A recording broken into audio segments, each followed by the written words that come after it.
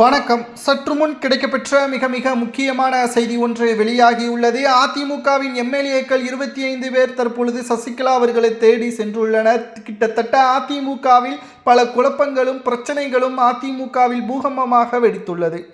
அதிமுகவின் வெற்றி வாகை சூடக்கூடிய அந்த நேரத்தில் எடப்பாடி பழனிசாமி அவர்கள் பல தவறுகளை செய்துவிட்டார். அது மட்டுமல்ல, தேர்தல் முடிவுகள் வெளியான பிறகும் கூட 3வது இடத்திற்கு தள்ளப்பட்டு விட்டோம். ஆனாலும் தனி பெரும்பான்மை எந்த ஒரு கட்சிக்கும் இல்லை. விஜய் அவர்களுடன் ஆலோசனை செய்து ஆட்சியிலும் அதிகாரத்திலும் பங்கு பெற்று கூட்டணியை வைத்து உறுதி செய்து மக்கள் மத்தியில் வரவேற்பையும் பெற்றிருக்கலாம். ஆனால் துணை முதல்வர் பதவியை விஜய் அவர்கள் எடப்பாடிக்கு கொடுப்பதற்கும் முன் வந்துவிட்டார். ஆனால் எடப்பாடி பழனிசாமி அவர்கள் அதை மறுத்துவிட்டார். எடப்பாடி பழனிசாமி அவர்களுக்கு அவரது தனிப்பட்ட ஈகோ தான் காரணம். மக்கள் தங்களை 3வது இடத்திற்கு தள்ளியுள்ளார்கள் என்ற ஒரு மக்களின் எண்ணத்திற்கு ஏற்ப எடப்பாடி செயல்படாமல் கட்சியிலிருந்து பல நிர்வாகிகளையும் நீக்கிவிட்டார். என்றைக்கு சசிகலா அவர்களை கட்சியில் முதலில் நீக்கினாரோ அன்றிலிருந்து தான் அதிமுகவில் பல தோல்விகளை நாம் கண்டோம். உதவி செய்தவர்களுக்கு முதல்வர் பதவியை கொடுத்தவருக்கு துரோகம் செய்த எடப்பாடி நிச்சயமாக மக்களும் எடப்பாடியை ஏற்றுக்கொள்ள மாட்டார்கள் என்பதை 11 தேர்தல்களில் தோல்வியடைந்த பிறகுதான் நாங்கள் உணர்ந்தோம் என்று சி.வி. சண்முகம் அவர்களும் எஸ்.பி. வேலுமணி அவர்களும் தெரிவித்துள்ளனர். 5இல் 1 பங்கு நிர்வாகிகளது ஆதரவுகள் இருந்தால் அதிமுகவின் பொதுக்குழு செயற்குழுவை கூட்ட வேண்டும் என்பது அதிமுகவின் விதி. ஆனால் 5இன் 2 பங்கு ஆதரவாளர்கள் தற்பொழுது எங்களுக்கு சாதகமாகவே இருக்கிறார்கள். இந்த பொதுக்குழுவில் நாங்கள் என்ன முடிவுகளை எடுக்கப் போகிறோம் தெரியுமா? சசிகலா அவர்களை அதிமுகவில் இணைக்க வேண்டும். அவருக்கே அதிமுகவின் பொதுச் செயலாளர் பதவியை கொடுக்க வேண்டும்.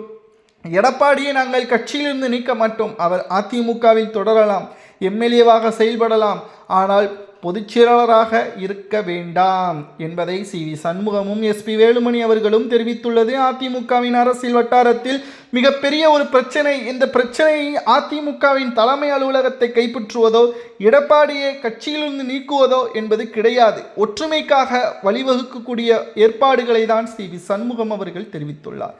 ஏனென்றால் வைத்திலிங்கம், மனோஜ் பாண்டியன், ஓபிஎஸ், செங்கோட்டையன், ஜே.சி.டி. பிரபாகரன் அவர்கள் போன்றவர்கள் கட்சியிலிருந்து நீக்கப்பட்ட முக்கியமான நிர்வாகிகள், ஏன் மூத்த நிர்வாகிகள். அவர்கள் தற்பொழுது எம்எல்ஏக்களாக, பேரு கட்சியில் அமைச்சர்களாக, சபாநாயகராக பதவிகளை பெற்றுள்ளனர். அவர்கள் அதிமுகவில் இருந்திருந்தால் நிச்சயமாக அதிமுகவின் தொகுதிகளது எண்ணிக்கை அதிகமாக இருக்கும். ஆனால் எடப்பாடி பழனிசாமி அவர்களது சுயநலத்தின் காரணமாக அதிமுக தற்பொழுது மிகப்பெரிய ஒரு தோல்வியை தழுவி மீள முடியாத ஒரு இடத்திற்கு நாம் வந்துவிட்டோம். இனியும் இதை நாங்கள் சாதாரணமாக ஒரு தோல்வி என்று நினைத்து கொண்டு அன்றாட பணிகளை பார்த்து கொண்டால் கூட்டத்தில் ஒரு கட்சியாக மாறிவிடும். தமிழகம் என்றால், அரசியல் என்றால் அதிமுக தான் என்பதை சொல்லும் அளவிற்கு மறைந்த முதல்வர் ஜெயலலிதா அவர்கள் எங்களுக்கு பேரியக்கத்தை ஒப்படைத்தார்கள். ஆனால் இன்றைக்கு 3வது இடத்திற்கு நாம் தள்ளப்பட்டுள்ளோம் என்ற செய்தியை கேட்கும் பொழுது இரவு முழுவதும் எங்களுக்கு உறக்கமே இல்லை. அதிமுகவின் இந்த நிலைமைக்கு யார்தான் காரணம்? மக்கள் எதற்காக எங்களை அங்கீகரிக்கவில்லை?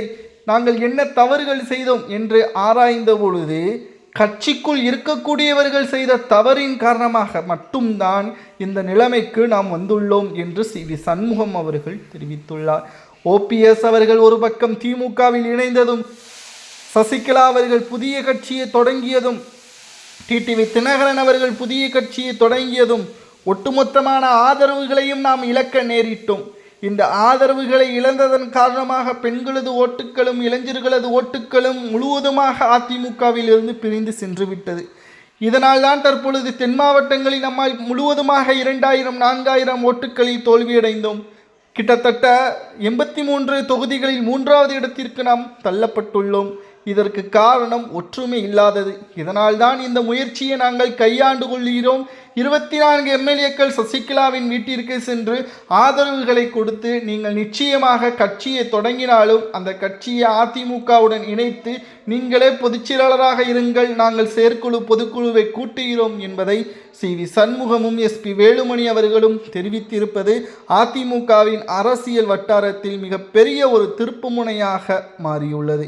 நிச்சயம் சி.வி. சண்முகம் அவர்கள் கூறுவது சரியா என்பதை நாம் பார்க்கும் பொழுது அவர்கள் கூறுவது ஒற்றுமை மட்டும்தான். யாரையும் புறக்கணிக்கவோ யாரிடமிருந்து விலகுவதோ அவர்கள் எண்ணவில்லை. அதிமுக ஒற்றுமைக்காக மட்டும்தான் தற்பொழுது கட்சிகளை முழுவதுமாக வசப்படுத்தி அதிமுக இனி வரக்கூடிய ஒவ்வொரு அரசியல் உள்ளாட்சி தேர்தலாக இருக்கட்டும், நாடாளுமன்ற தேர்தலாக இருக்கட்டும், இனி அதிமுகவின் எடுக்கக்கூடிய முடிவுகள், நிர்வாகிகளது பேச்சுக்கள், செயல்பாடுகள் அனைத்தையும் ஆலோசனை செய்து வெற்றிகரமான அந்த தேர்தலை நாம் சந்திக்க வேண்டும்.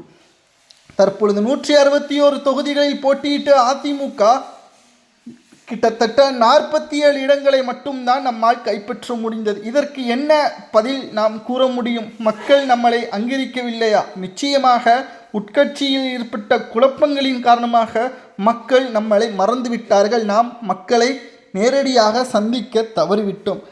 ஏனென்றால் ஒவ்வொரு கிளை நிர்வாகிகளும் அதிமுகவின் கொள்கைகளையும் அதிமுகவின் ஆட்சியின் பொழுது கொண்டு வந்த திட்டங்களையும் மக்களிடம் நேரடியாக எடுத்து கூறவில்லை.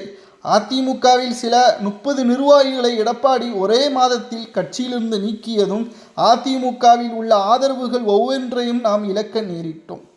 அதிமுகவின் பெண்களது ஓட்டுக்கள் தான் ஜெயலலிதா அவர்கள் நமக்கு கட்டிக்காட்ட மிகப்பெரிய ஒரு சொத்து.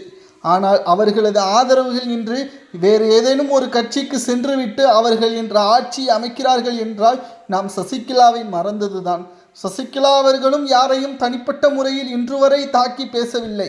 ஜெயலலிதா அவர்களுக்கு பிறகு அவர்கள்தான் அதிமுகவின் எதிர்காலம் என்று நாமும் கூறினோம். ஆனால் ஏதேனும் சில சூழ்ச்சிகள் செய்து சசிகலா அவர்களை எடப்பாடி கட்சியிலிருந்தும் பதவியிலிருந்தும் நீக்கி எங்களது மனதை மாற்றி இப்பொழுது இந்த நிலைமைக்கு கொண்டு வந்து விட்டார். நாங்கள் அனைத்தையும் தவறுகளை உணர்ந்து விட்டோம். இனியும் நாங்கள் தவறுகளை செய்ய மாட்டோம். நீங்கள் தான் இனி தலைமை பொறுப்பை ஏற்க வேண்டும் என்று சசிகலா அவர்களது வீட்டிற்கே சென்று சி.வி. சண்முகமும் எஸ்.பி. வேலுமணி அவர்களும் தெரிவித்திருப்பது அரசியல் வட்டாரத்தில் மிகப்பெரிய ஒரு பரபரப்பை ஏற்படுத்தியுள்ளது. சுமார் 24 எம்எல்ஏக்கள் சட்டசபையில் விஜய் அவர்களுக்கு ஆதரவுகளை தெரிவித்திருந்திருப்பதும் நாங்கள் அமைச்சரவையில் இடம்பெறுவதற்காக ஆதரவுகளை கொடுக்கவில்லை என்பது நேற்று உறுதி செய்யப்பட்டு விட்டது. அமைச்சரவையில் முழுவதுமாக நிரப்பப்பட்டு விஜய் அவர்கள் அறிவிப்பையும் வெளியிட்டு தற்பொழுது அதிமுகவின் 2 அணிகளாக பிரிந்து கிடப்பவர்களுக்கு மேலும் ஒரு சோதனையாகவும் மாறிவிட்டது.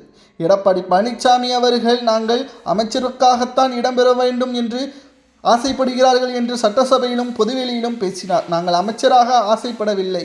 கட்சி வளருவதற்கும் கட்சி நிலைத்து நிற்பதற்கும் தான் ஆசைப்படுகிறோம். இதை கூட நீங்கள் புரிந்து கொள்ளவில்லை என்றால் நிச்சயம் பொதுச்செயலாளராக இருப்பதற்கு தகுதி இல்லாதவர் என்று கூறிதான் சி.வி. சண்முகமும் எஸ்.பி. வேலுமணியும் தற்பொழுது சசிகலா அவர்களை தேடி சென்றுள்ளனர். நண்பர்களே, அதிமுகவின் எதிர்காலம் சசிகலா அவர்களது தலைமை வகித்தால் நிச்சயம் வெற்றியடையுமா அல்லது எடப்பாடி பழனிசாமி அவர்கள் தலைமை வகித்தால் வெற்றியடையுமா என்பதை மறக்காமல் உங்களது கருத்துக்களை கமெண்ட் வாயிலாக கூறுங்கள்.